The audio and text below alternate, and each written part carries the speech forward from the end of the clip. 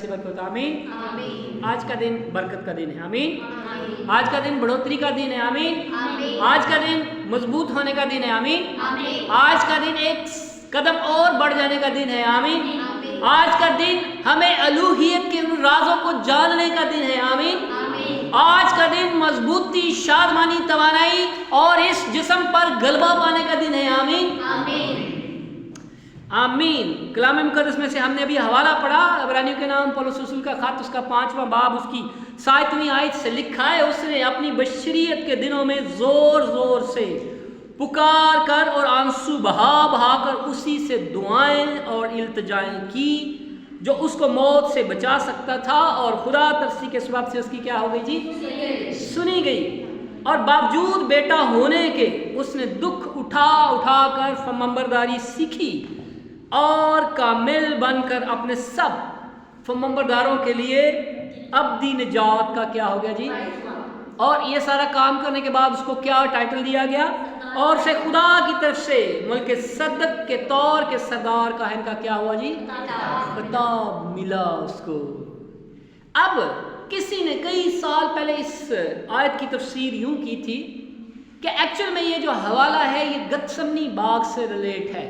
اس وقت یسوع مسیح جو ہے وہ بشریت کے دنوں میں تھے، اور لکھا وہاں پہ کہ اس دعا کر رہا تھا، اور ایسی مطلب کرب ناکی تھی اور ایسا کنڈیشن تھی کہ وہاں پہ اس کا جو پسینہ ہے وہ بھی گویا خون کی بڑی بڑی بوندیں ہو کر گرتا تھا.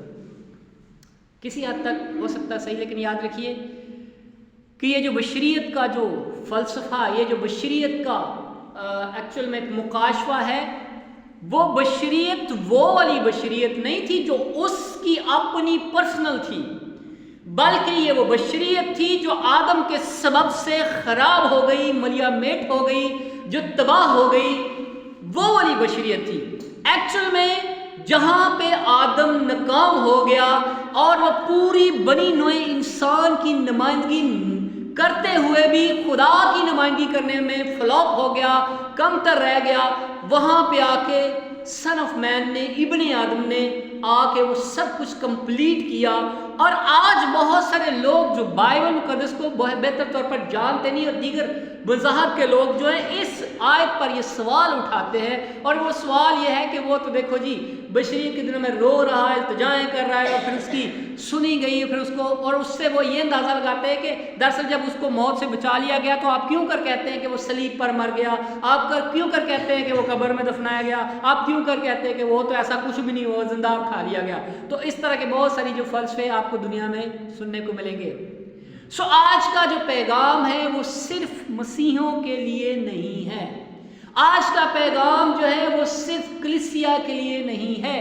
آج کا پیغام صرف ایمانداروں کے لیے نہیں ہے، بلکہ میرا آج کا پیغام پوری دنیا کے انسانوں کے لیے ہے. پوری دنیا کے انسانوں کے لیے، کیونکہ آج بات میں کسی مذہب کی نہیں ہوں. ویسے بھی میں کسی مذہب کی بات نہیں کرتا ہوں، میں بات کسی مذہب کی نہیں کر رہا، بلکہ خدا اور انسان کی رفاقت کی بات کر رہا ہوں. تو دنیا میں جتنے بھی لوگ ہیں وہ انسان ہیں، جسم میں ہیں، وہ سارے کے سارے ہیومن بینگز ہیں. اس لیے آج کا پیغام جو ہے وہ پوری انسانیت کے لیے ہے کہ خدا انسان سے پیار کرتا ہے، اس میں وہ کسی مذہب کے لیے نہیں ہے. اور خدا کسی مذہب کا خدا نہیں ہے. خدا کسی ایک پارٹی کا خدا نہیں ہے. خدا کسی ایک مخصوص قبیلے یا امت یا اہل زبان کا خدا نہیں ہے، بلکہ خدا نے چونکہ انسان کو بنایا ہے، اس لیے خدا ساری دنیا کا خدا ہے. اس لیے جب یوحنا کی انجیل اس کے 3 باب کی 16ویں آیت میں جب وہ مکاشفہ ظاہر ہوتا ہے تو وہاں پہ لکھا ہے کہ خدا نے دنیا سے، کسی امت سے نہیں، کسی قبیلے سے نہیں، کسی انسان سے نہیں، صرف کرسچنوں سے نہیں، دنیا کے تمام لوگ جسے خدا نے اپنے ہاتھ سے تخلیق کیا یا اس کے منصوبے میں تھے، ان کے لیے خدا نے کہا کہ اس خدا نے دنیا سے ایسی محبت رکھی. سو یہاں پہ بات صرف یہ ہے کہ یہ جو کنفیوژن ہوتی ہے ہمارے لیے کہ خدا بدن کیسے اختیار، خدا ہے. اور میں نے پچھلے میسج میں آپ کو بتایا تھا کہ پتہ ہم میں سے کسی کو بھی نہیں، دنیا میں کسی نبی نے خدا کو نہیں دیکھا، دنیا میں کسی پیغمبر نے خدا کو نہیں دیکھا، دنیا میں سے کسی اور کوئی ایسی پہنچی ہوئی شخصیت جو بڑا دعویٰ کرے کسی نے خدا کو نہیں دیکھا، کیونکہ خدا کیا ہے جی؟ خدا روح ہے، خدا روح ہے۔ اور یسوع مسیح ایک یوحنا کی انجیل میں 4 باب میں ایک ایکسپلینیشنز دے رہے تھے انسان کی خدا کے بارے میں، روح کے بارے میں، تو کہہ رہے تھے کہ ہوا جدھر چاہتی ہے اور تو اس کی آواز سنتا پر اسے دیکھ نہیں سکتا، اور جو روح سے پیدا ہوا وہ بھی ایسا ہی ہے۔ سو یہ جو باتیں ہیں یہ محض صرف ہوا میں تیر نہیں تھے، بلکہ ان کے پیچھے ایک بیسک لاجک تھی، ان کے پیچھے ایک مکاشفہ تھا، ان کے پیچھے ایک بہت بڑا کوئی راز چھپا ہوا تھا، اور خدا اپنے راز کو اپنے روح کے وسیلے سے کیا کرنا چاہتا ہے؟ لوگوں پر کھولنا چاہتا ہے، ان لوگوں پر جو اس کے متلاشی ہیں، ان لوگوں پر جو اس کی اسی بات کی تہو دو میں رہتے ہیں، ان لوگوں پر خدا اپنے اس جلال کو، اس بھید کو، اس مکاشفہ کو آشکارا کرنا چاہتا ہے، جو اس بات کو چاہتے ہیں کہ وہ خدا کی الوہیت کو جانے۔ اور آج پرابلم یہ ہوئی کہ ہم مبشر بن گئے، ہم پاسٹر بن گئے، ہم ایلڈر بن گئے، ہم مختلف یہ ساری خدمات لے لی، اور پھر ہم نے سوچا کہ ہم خدا کے ساتھ اٹیچ ہو گئے، اب ہم خدا کی خدمت میں لگ گئے اور مشغول ہو گئے۔ لیکن میں یہ کہہ رہا ہوں کہ بہت سارے لوگوں نے روح اس سے ہٹ کے یہ کہا کہ روح، اور پھر وہ ساری رات شاید غیر زبانیں بول کے انہوں نے اپنے آپ کو یہ تصور کیا کہ ہم خدا کے ساتھ ہیں۔ خدا کچھ اور سکھانا چاہ رہا تھا۔ اور اگر کوئی مجھے یہ حوالہ سداتا ہے کہ جی افسیوں کے خط میں تو ایسا ہی لکھا ہے، 5 فولڈ منسٹری، 5 خدمتیں لکھی ہیں، مبشر، چرواہے، استاد، یہ سب کچھ، یہ ٹائٹل نہیں تھے، بلکہ یہ تو اثر تھا جو کلیسیا کے اندر خدا کے لوگوں کے اندر روح القدس پیدا کرے گا، تاکہ مقدس لوگ کیا ہو جائے جی؟ کامل بن جائے۔ یہ کوئی ٹائٹل نہیں تھا جو ہم نے آج اس کو بنا لیا، بلکہ یہ اثر تھا کہ کوئی شخص ایسی خدمت میں ہوگا، اور وہ کرے گا کون؟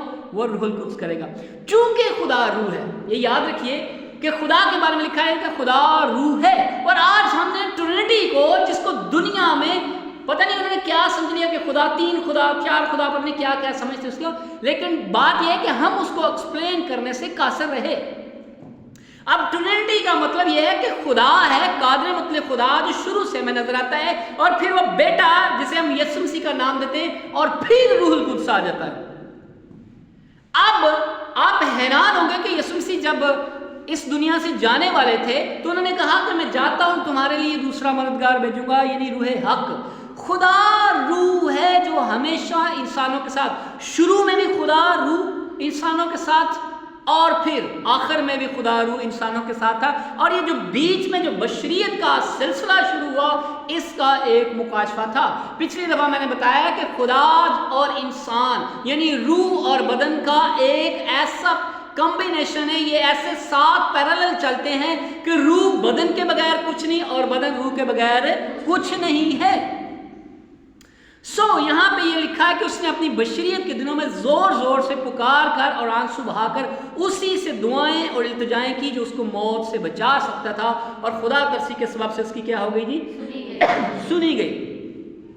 یاد رکھیے یہ جو ایک شخصیت، ایک پرسنالٹی نظر آ رہی ہے جس کے بارے میں عبرانیوں کا خط لکھا گیا ہے۔ جب آپ عبرانیوں کا خط کو پورے کانٹیکسٹ کے ساتھ پڑھیں گے تو آپ کو پتا چلے گا کہ حقیقت میں یہاں موازنہ کیا گیا ہے ایک ایسی پرسنالٹی کا۔ اگر وہ یہودیوں کو بتاتا ہے تو ان کے جس کو وہ پاورفل نبی سمجھتے تھے موسیٰ کے ساتھ اس کا موازنہ کرتا ہے کہ اگر آپ اسے کاہن سمجھتے تو پھر ایک ایسا سردار کاہن بھی ہے۔ اگر آپ کے پاس کہانت، یہودیوں کے پاس کہانت کا سلسلہ ہے تو دراصل ایک حقیقی بھی ہے۔ بائبل شروع سے بیان کرتی ہے کہ دراصل جو کام ریئل میں حقیقت میں ہے خدا نے اس کی ایک پیش بینی تیار کی، ایک عکس تیار کیا۔ اور عمومی طور پہ جب ہم پیدائش کی کتاب پڑھتے ہیں تو ہمیں وہاں کریشن ساری نظر آتی، پہلے دن یہ ہوا، دوسرے دن یہ ہوا، تیسرے دن یہ ہوا، 5ویں 6ٹھے دن یہ ہوا، سب کچھ، اور پھر خدا نے آرام کا سلسلہ کیا۔ تو دراصل خدا کسی یونیورس کے بارے میں نہیں بتا رہا تھا، خدا کسی برہمانڈ کے بارے میں نہیں بتا رہا تھا، خدا یونیورس کے ستاروں کے علم کے بارے میں نہیں بتا رہا تھا، بلکہ خدا اس کریشن کو بنا کر دراصل ایک نئی کریشن کی پیش بینی کر رہا تھا۔ جب یہ آسمان اور زمین بنے، جب یہ سورج چاند ستارے بنے، جب یہ پانی سمندر یہ سب کچھ کیا، تو دراصل اس کے میننگ لفظی نہیں ہے، بلکہ خدا اس کے ساتھ یہ سکھا کے انسان کو یہ بتانا چاہ رہا تھا کہ میں ایک ایسی کریشن اس کے بعد لانے والا ہوں جو یہ جو بنائیں گی، یہ دراصل اس کا کیا ہے؟ یہ عکس ہے اس کا، یہ اس کا سایہ ہے، اس کی شیڈو ہے یہ۔ اور پھر جب آدم کو بنایا گیا تو ہم نے، آج میں نے پچھلی دفعہ بتایا کہ آدم کو صرف ایک نبی کا ٹائٹل دیا گیا، آدم یہ، آدم کو، ہوا کو بنا دیا، یہ سب، یہ دراصل اس بات کا پیش بینی تھی، اس بات کی کہ ایک ایسا آدم بھی آنے والا ہے جو مٹی سے نہیں بنایا جائے گا، اور اگر یہ آدم مٹی والا ہے تو اس کی سوچ خاکیوں والی ہے، زمینی ہے، گناہ آلودہ ہے، لیکن جو آدم اس کے بعد آئے گا وہ آسمانی ہوگا، اور اس کی سوچ بھی کیا ہوگی؟ آسمانی ہوگی، اور اس کے پاس زمین کی باتیں نہیں ہوں گی، بلکہ اس کے پاس کون سی باتیں ہوں گی؟ آسمان کی باتیں ہوں گی۔ سو یہ جو آدم بنایا گیا، تو پچھلی دفعہ میں نے بتایا تھا، یہ جو ایو کو، جو ہوا کو کریٹ کیا گیا، یہ دراصل ایک مکاشفہ تھا جو آخر میں ہمیں بتایا جانا چاہا تھا۔ سو نئی دنیا بنائی گئی، اور آج میں آپ کو بتاؤں گا، گڈ نیوز بتاؤں گا کہ آپ کو کتنا دلیر ہونے کی ضرورت ہے۔ رومیو کے 8ویں باب کی 3ویں جو آیت ہے، اس میں لکھا ہے، اس لیے کہ جو کام شریعت جسم کے سبب سے کمزور ہو کر، یعنی جسم کمزور تھا، وہ آدم جو باغ عدن کے اندر کریشن جو نظر آ رہی ہے، جو مٹی سے تخلیق کیا گیا، جس کے نتھنوں میں دم پھونکا گیا، وہ کمزور بدن کے ساتھ جب گناہ کیا گیا تو وہ کمزور بدن کے ساتھ، کمزور ساری چیزوں کے ساتھ پایا گیا ہے۔ اس لیے جو کلام دیا گیا تھا، جو خدا نے شریعت دی تھی، وہ اتنی پاورفل تھی، اتنی طاقتور تھی، اتنا اس کے اندر زور تھا کہ وہ بدن اس کی برداشت نہیں کر سکتا تھا۔ سو رومیو کا خط جب روح القدس کی ہدایت سے پولس رسول لکھتا ہے تو کہتا ہے، اس لیے کہ جو کام شریعت جسم کے سبب سے کمزور ہو کر، یعنی جسم کمزور تھا تو شریعت وہ والا کام جو خدا کی منشا تھی، جو خدا کی مرضی تھی، جو خدا چاہتا تھا کہ انسان ایسا ہو، اسے ترتیب دی گئی کہ تو نے گناہ نہیں کرنا، تو نے زنا نہیں کرنا، تو نے چوری نہیں کرنی، لیکن کمزور بدن اس شریعت کو پورا نہیں کر سکتا تھا۔ سو کیا ہوا کہ کلام جو دیا گیا تھا، جو مسیح تک پہنچانے کو ہمارا استاد تھا، وہ جب دیا گیا تو بدن کمزور تھا اور وہ اسے پورا نہ کر سکا۔ سو ضروری تھا کہ ایک ایسا بدن کریٹ کیا جائے جو شریعت کی ساری ڈیمانڈ پوری کر سکے، اور شریعت جو تھی، جو کلام تھا، جو قانون تھا، وہ خدا کا تھا اور خدا ہی اسے پورا کر سکتا تھا۔ کوئی انسان، کوئی گناہ آلودہ انسان، کوئی اس آدم کے اندر پائے جانے والی جتنی بھی پرسنالٹی تھی، وہ چاہے نبی کا درجہ رکھتی تھی یا جتنا مرضی کوئی خود اونچا اپنے آپ کو سمجھتا تھا، وہ شریعت کی ڈیمانڈ یا شریعت کی وہ ساری جو اس کو پورا نہیں کر سکتا تھا۔ اس لیے وہ کہہ رہا ہے کہ کمزور ہو کر نہ کر سکی، وہ خدا نے کیا۔ اب غور سے اس آیت کو دیکھیے، رومیو 8ویں باب کی 3ویں آیت میں لکھا ہے، اس لیے کہ جو کام شریعت جسم کے سبب سے کمزور ہو کر نہ کر سکی، وہ خدا نے کیا، یعنی اس نے اپنے بیٹے کو گناہ آلودہ جسم کی صورت میں اور گناہ کی قربانی کے لیے بھیج کر جسم میں گناہ کی سزا کا کیا کر دیا جی؟ حکم دیا، تاکہ شریعت کا تقاضا ہم میں پورا ہو۔ ہاللیلویا۔ خدا کو ایسا انسان چاہیے تھا جو یہ کہہ سکے کہ میں خدا میں سے خدا ہوں۔ اب وہاں ہم ٹائٹل تو لیتے ہیں کہ خدا نے انسان کو اپنی صورت اور شبیہ پر بنایا، لیکن وہ شبیہ اور صورت اس طور سے نہیں تھی۔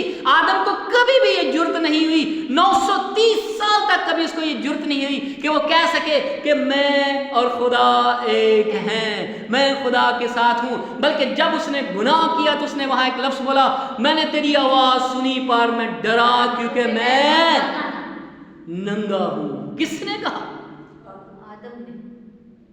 اس کو کس نے بتایا کہ وہ ننگا ہے؟ اور خدا نے سے یہی سوال کیا کہ تجھے کس نے کہا کہ تو ننگا ہے؟ کیا اس سے پہلے بائبل پیدائش کی کتاب پڑھتے ہیں تو ہمیں پتہ چلتا ہے کہ گناہ کے بعد انہوں نے اپنے لیے پتوں کی لنگیاں سی، اور پھر اس کے بعد خدا نے ان کے لیے چمڑے کا کرتا سلائی کر کے اس کو دیا۔ اس سے پہلے وہ کون سا لباس پہنتے تھے؟ اس سے پہلے ان کے پاس کون سا فیبرک تھا؟ کون سی لون تھی मटीरियल था जो उन्होंने पहना था, लेकिन इसके बावजूद भी गुनाह करने के बाद वो क्या कहते हैं, हम क्या है जी, नंगे हैं, हालांकि नंगे तो वो पहले थे। सो याद रखिए, दुनिया में जो अल्फाज नंगा है उसके स्वभाव से हम नंगा उसको समझते हैं जो बेलिबास होता है, जिसने लिबास नहीं पहना, क्योंकि ये हमारा माशरती ढांचा है, ये हमारा सारा सर्कल है जिसमें हम समझते हैं इसने कम कपड़े पहने, इसने पूरे कपड़े पहने, इसने कपड़े नहीं पहने, ये नंगा है। लेकिन खुदा की नजर में हर एक चीज खुली और बापर्दा है, कोई भी चीज इंसानियत के उसके सामने छुपी हुई नहीं है। आज दुनिया ने, इंसान ने एक्सरे इस टाइप की जो मशीनरी इजाद की है, वो आप देखो कि बदन के अंदर से रेजर छोड़ के अंदर से पता कर लेती है। आज अगर आप किसी एयरपोर्ट पे जाएं तो वो पूरी बॉडी को स्कैन कर लेते, चाहे आपने ऊपर जितने मर्जी कपड़े पहने हुए हों, फिर भी वो इंसान के अंदर की बरहनगी बाहर आ जाती है। सो याद रखिए, नंगापन खुदा के नजदीक बेलिबास होना नहीं, बल्कि नंगापन तो खुदा की शरीयत को पूरा ना करना, खुदा को पूरे तौर पर ना जानना। ऐन मुमकिन हो सकता हम अच्छे लोग हों, बड़े अच्छे हों, बड़ी दायकियां देते हों, चंदा देते हों, बड़ी खराब करते हों, लेकिन इसके बावजूद भी हम कलाम के एतबार से क्या हों, नंगे हों। और अगर मुकाशवा की किताब में पढ़े कहता, वहां लिखा कि तू अपने आप को अमीर समझता, पर तू क्या है, गरीब और नंगा और खबार है।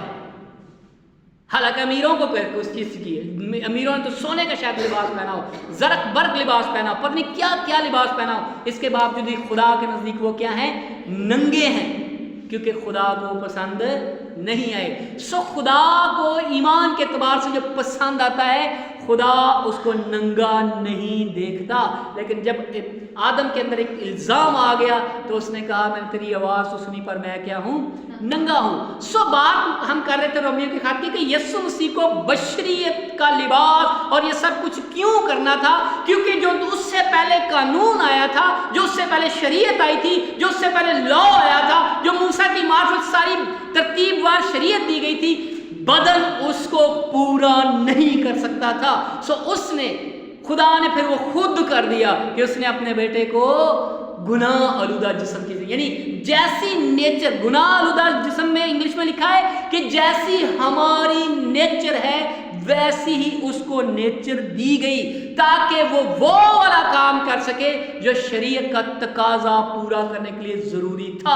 और पिछली दफा मैंने आपको बताया था कि उसने ये किया। सो बशरियत के दिनों में जब वो ये सब कुछ कर रहा है तो वो हमारी नुमाइंदगी कर रहा है। जब अब हम बदन में हैं तो हम कराहते हैं। पौलुस रसूल कहता है कि हम इस बदन में कराहते हैं और इस बदन से निकल जाना चाहते हैं, हम और नए वतन में जाना चाहते हैं, हम नए खैमा में जाना चाहते हैं, हम इस बदन में से निकल जाना चाहते हैं। लेकिन अभी हम क्या कर रहे हैं, इसमें से कराह रहे हैं। और हर रोज हम क्या कह रहे हैं, हर रोज कराहते हैं और कहते हैं कि वो उसमें एक दुआ रबानी में हम वर्ष पढ़ते हैं, और वो वर्ष क्या है कि हमें आजमाइश में न पड़ने दे बल्कि बुराई से बचा। क्या ये सिर्फ बात खत्म करने के लिए ये बताई गई थी? इसके पीछे एक भेद था और मैंने इस पे ऑलरेडी एक बात पहले भी बता चुका हूं। ये हम हर रोज ये बोलते हैं कि हमें आजमाइश में न पड़ने दे बल्कि,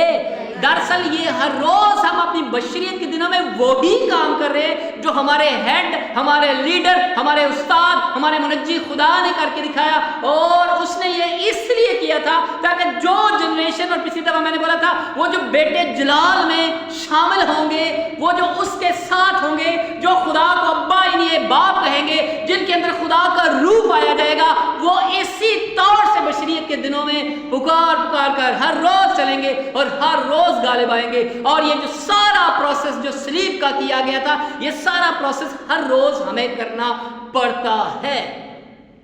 आज सिर्फ लोगों ने यीशु मसीह की सलीब बनाकर वो लटका ली, रख लिया, उसके बारे में चर्चा करना शुरू कर दिया, और हम इस बात को नहीं जाने कि दरअसल गुनाहों का जो कुफारा दिया गया था वो हमें सिखाने के लिए, और फिर उसके बाद हमें इस पर चलना था। और याद रखिए कि यीशु मसीह ने 2000 साल पहले एक दफा क्रूस पर ये सब किया था, लेकिन यीशु ने हमें क्या कहा कि तुम्हें हर रोज अपनी सलीब क्या करनी है, उठानी, और मेरे पीछे क्या करना है, मतलब हर रोज हमें वो गतसमनी वाला, हर रोज हमें वो कलवरी वाला सिलसिला दोहराना पड़ता है। हर रोज हमें खुदा के साथ, और अगर आप यहूदा का खत पढ़ेंगे तो लिखा है कि जो लूत रास्तबाज था और सच्चा था, वो हर रोज अपने दिल को क्या करता था, शिकंजा में। इसका मतलब हर रोज वो क्या करता था, गतसमनी में से गुजरता था, हर रोज वो सलीब चढ़ता था, हर रोज वो मारा जाता था, और हर रोज वह क्या होता था, जी उठने का जश्न मनाता था।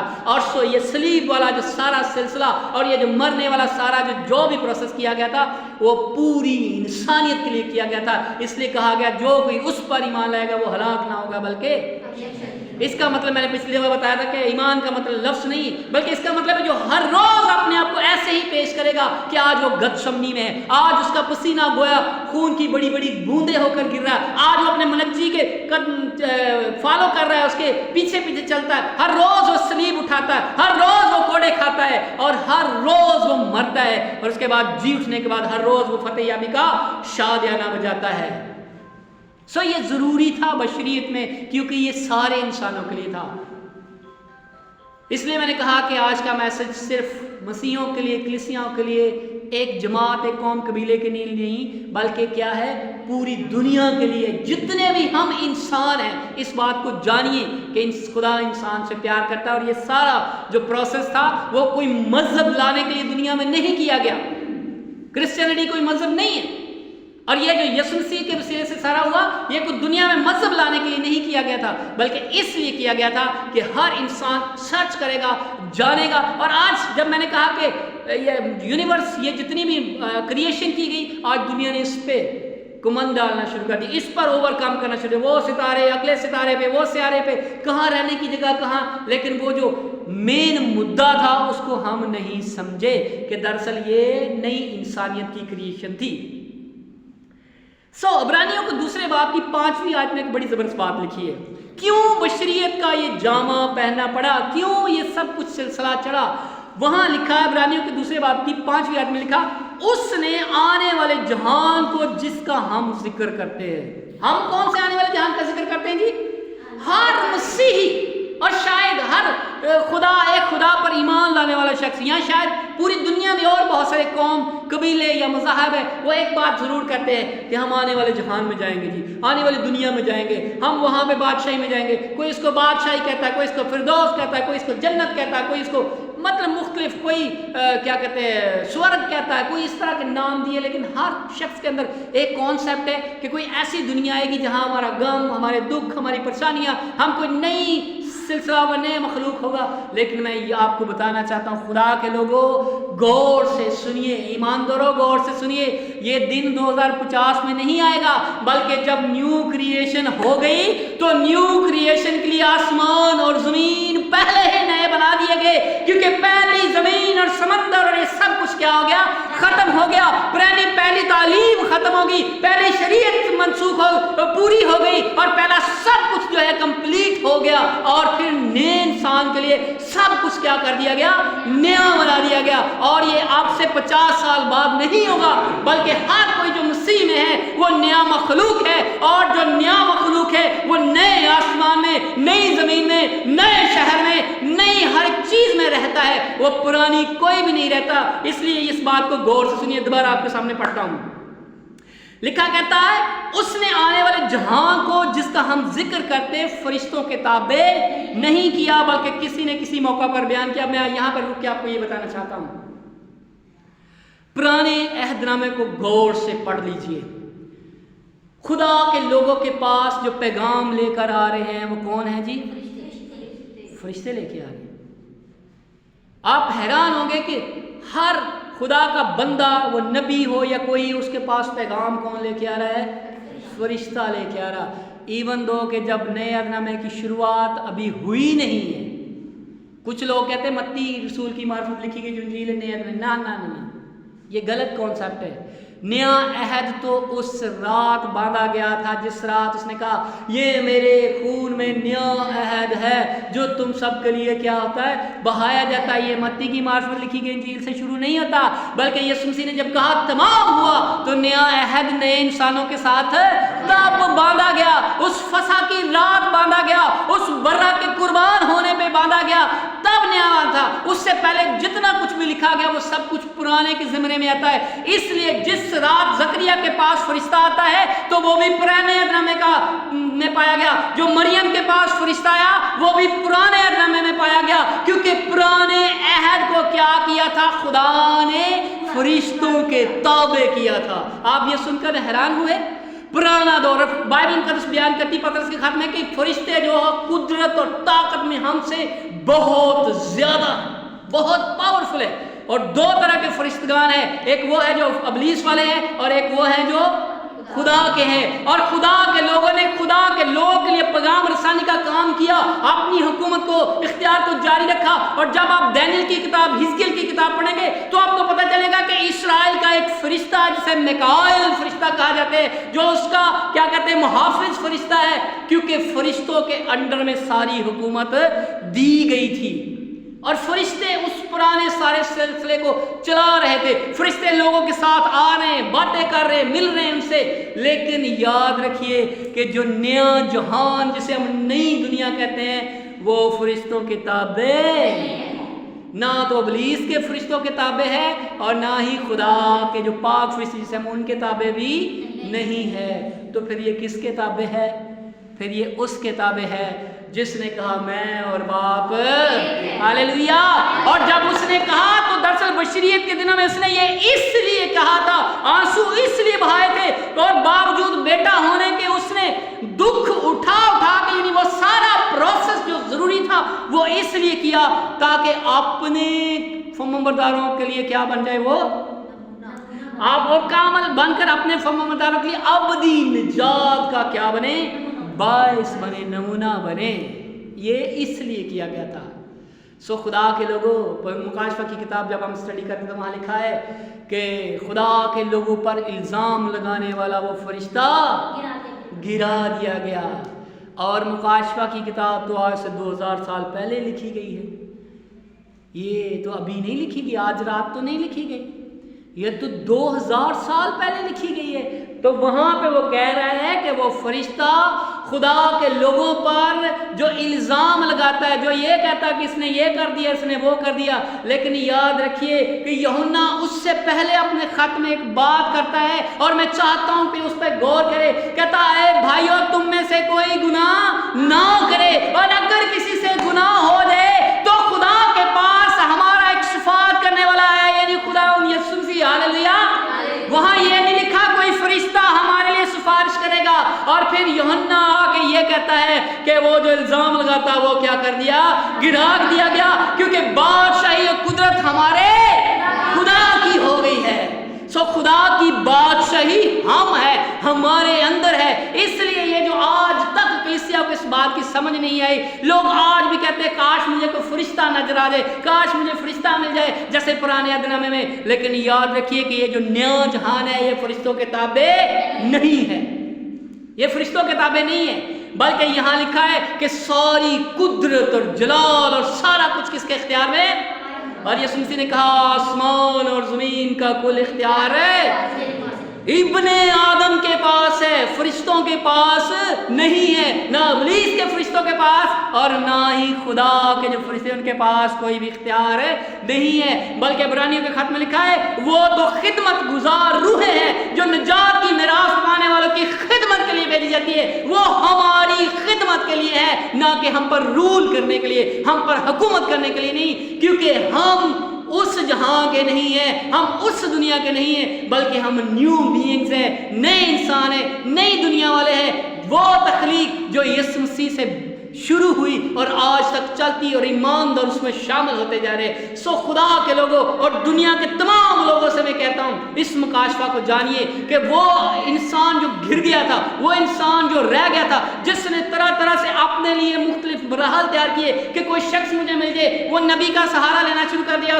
اس نے کسی پیر کا, کسی مرشد کا, کسی چیز کا سہارا لے کے کہ میری رسائی کسی طریقے سے خدا تک ہو جائے. لیکن یاد رکھیے کہ بشریت کے دنوں میں یسوع مسیح نے یہ سب کچھ کیا تو آپ کی رسائی اب اوپر والے کے ساتھ, آپ فضل کے تخت کے سامنے دلیری کے ساتھ جاتے ہیں, کیونکہ جو پردہ حائل تھا وہ اس نے اپنے بدن کے سبب سے کیا کر دیا, چاک کر دیا ہے. سو اس لیے فرشتوں کے تابع اس نے کیا. اب اور ایک بات بتاتا ہوں کہ یہ بشریت کا والا جو سلسلہ یہ کیوں ہوا. عبرانیوں کے خط میں اس کے دوسرے باب میں لکھا ہوا ہے, 6 آیت سے لکھا, یہ جو آیت ہم پڑھ کہتا ہے اس نے آنے والے جہان کو جس کا ہم ذکر کرتے ہیں فرشتوں کے تابع نہیں کیا, بلکہ کسی موقع پر کسی نے یہ بیان کیا. یعنی یہ داؤد کا جو کوڈ ہے, زبور ہے, وہ یہاں پہ حوالہ کیا. کہتا کسی نے کسی موقع پر کہا انسان کیا چیز ہے جو تو اس کا کیا کرتا, خیال کرتا, یا آدم زاد کیا ہے جو تو اس پر کیا کرتا, نگاہ کرتا. تو نے اسے فرشتوں سے کچھ ہی, تو نے اس پر جلال اور عزت کا تاج رکھا اور اپنے ہاتھوں کے کاموں پر اسے کیا کر دیا, تو نے سب چیزیں تابع کر کے اس کے پاؤں تلے کر دی ہیں.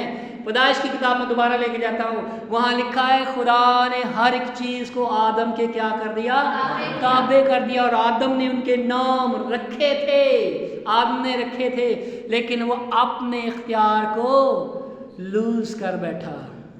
وہ گناہ, وہ شک جو اس کے اندر پیدا ہو گیا, وہ جو مکس ہو گیا, وہ دنیا کے ساتھ مکس ہو گیا, جو اس نے نیک و بد کی پہچان والا جو سلسلہ تھا, ایک درخت نہیں ہے, وہ لٹرلی ایک درخت نہیں ہے, بلکہ وہ اس بات کو بیان کرتا ہے کہ دراصل وہ دنیا کے ساتھ, دنیا کے فلسفے, دنیا کی آئیڈیالوجی کے ساتھ مکس ہو گیا. اور آج چرچ کیا کر رہے ہیں, دنیا کی آئیڈیالوجی اور دنیا کے فلسفے کے ساتھ مکس ہو گیا. آج ہمیں سارا ایک سیٹ اپ چاہیے. ہم کسی شخص کو یہ نہیں بتا پاتے کہ دراصل جس کے پاس خدا کا کلام آیا اس کو اس نے کیا ٹھہرایا, خدا ٹھہرایا. ہم یہ کہنے کی ہمارے اندر جرأت ہی نہیں پیدا ہوتی.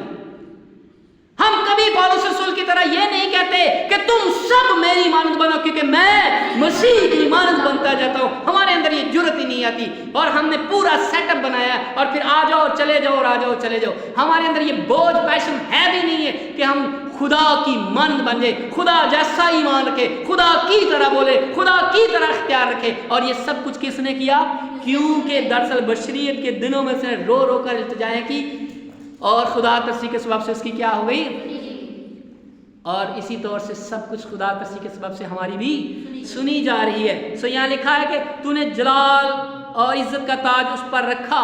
پہلی تو بات ہے کہ آدم زاد ہے کیا کہ تو اس کی پرواہ کرے, آدم زاد کیا ہے اس کی پرواہ کرے.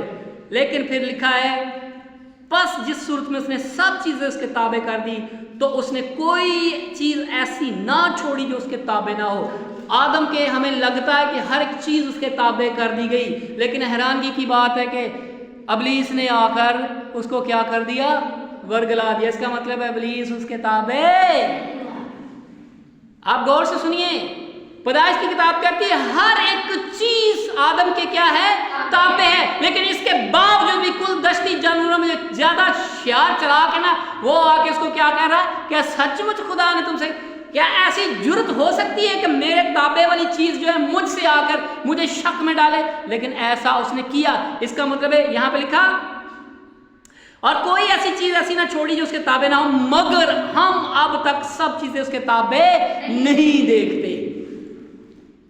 پھر آگے وہ ایک بات کرتا جو میرے اور آپ کے لیے گڈ نیوز ہے, کہتا البتہ اس کو دیکھتے ہیں جو فرشتوں سے کچھ ہی کم کیا گیا, یعنی یسوع کو, کہ موت کا دکھ سہنے کے سبب سے جلال اور عزت کا تاج سے پہنایا گیا تھا کہ خدا کے فضل سے وہ ہر ایک آدمی کے لیے موت کا مزہ چکھے. اور اگلی بات میں نے پچھلے میسج میں بتا دی تھی کہ یہ سب کچھ کیوں کیا گیا تھا, کہ بہت سارے بیٹوں کو کیا کر دے, وہ जलाल में शरीक कर दे। सो फरिश्तों से कुछ कम किया गया। फरिश्ते कुदरत और जलाल में बहुत बड़े हैं, लेकिन बात यह है कि ये जो कमज़ोर इंसान, ये इंसान नज़र आता है, ये जो बेचारे खिदमत गुजार भी हैं, नबी भी हैं और बहुत सारे हैं, बड़े ईमानदार भी हैं, बड़े रास्तबाज भी हैं, इसके बावजूद भी खुदा के जलाल से महरूम है, इसके बावजूद भी वो उस पहुंच तक नहीं पहुंच सके। सो एक ऐसा नुमाइंदा चाहिए था जो बिल्कुल इंसानी नेचर की तरह नेचर रखे और ये सारा प्रोसेस करे और इसके बावजूद भी उसकी जात में कोई गुनाह ना पाया जाए और वो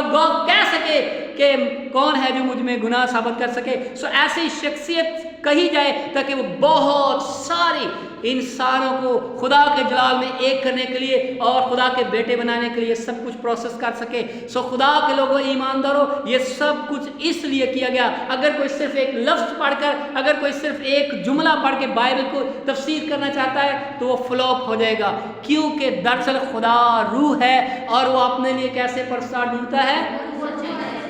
जो रूह और सच्चाई से उसकी प्रस्तुत करे। और रूह और सच्चाई का मतलब ये हरगिज़ ये नहीं कि मेरी आंखें बंद हों और बस मैं मगन हूँ। रूह और सच्चाई का मतलब जो सच्चाई के कलाम से गूंदा हो। रूह और सच्चाई का मतलब है जो अपने आप अपने ऊपर जो फरिश्तों को हैवी ना करे, ऐसी मखलूक को हैवी ना करे जो कुदरत और ताकत में उससे बड़े हैं, बल्कि उसके साथ व्यवस्था हो जाए। जो कहता है कि मैं हकीकी दरख्त हूँ और तुम मेरी क्या हो? डालियाँ हो। और जो कहता है ज़मीन और आसमान का इख्तियार मेरे पास है, उसके साथ जुड़ जाएं, क्योंकि जब उसके साथ जुड़ेंगे तो करंथियों के खत में लिखा हुआ है कि उस वक्त वह सारी हुकूमत और सारा इख्तियार और कुदरत नेस करके बादशाही को खुदा यानी बाप के हवाले कर देगा। और जब सब कुछ उसके ताबे हो जाएगा तो बेटा खुद उसके, जिसने सब चीजें उसके ताबे कर दी ताकि सब में क्या नजर आए? खुदा ही नजर आए। हालेलुया। सो वो खुदा जो क्रिएशन से एक है, उसने बड़ी मखलूक़ात पैदा की, फरिश्तगान और ये सब कुछ।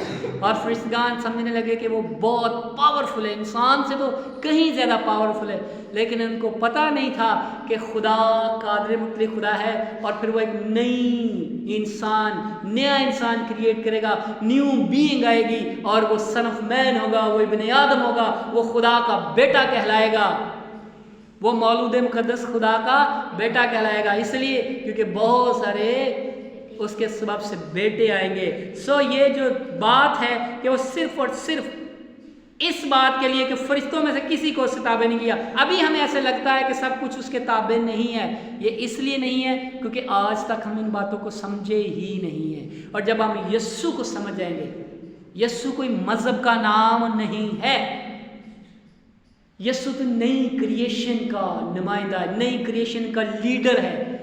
वो जिसने वो सारा इख्तियार, वो जो फरिश्तों के पास चला गया था, वो जिससे वो पूरी दुनिया पर रूल कर रहे थे, अब वो फरिश्तों के ताबे नहीं है। इसलिए खुदा के लोगों, अपने आप को हर इल्ज़ाम से बचाए रखो। अब हम पर इल्ज़ाम लगाने वाला गिरा दिया गया। कोई हम पे इल्ज़ाम नहीं लगा सकता, कोई हम पे इल्ज़ाम नहीं लगा सकता। किसी की इजाज़त नहीं, किसी की जुर्रत नहीं है कि वो हम पे कोई इल्ज़ाम लगा सके कि बदन ये कर रहा है, बदन से ये हो गया, बदन से वो हो गया। बल्कि हम तो जी उठे बदन पर तकिया करते हैं। हम तो इस बात का इकरार करते हैं कि हम हर रोज़ अपनी सलीब उठाते, हर रोज़ गलगता की तरफ, हर रोज़ कलवरी की तरफ, हर रोज़ हम मरते हैं, हर रोज़ हम उसी में जी उठते हैं और हर रोज़ हम खुशी का क्या करते हैं? शादियाना बजाते हैं। हर चीज़ पर हम गलबा पाते हैं। और जो गालिब आए उन्हें क्या दिया जाएगा? एक नया नाम दिया जाएगा जिसे उसे और उसके वारिस के अलावा और कोई न जानेगा।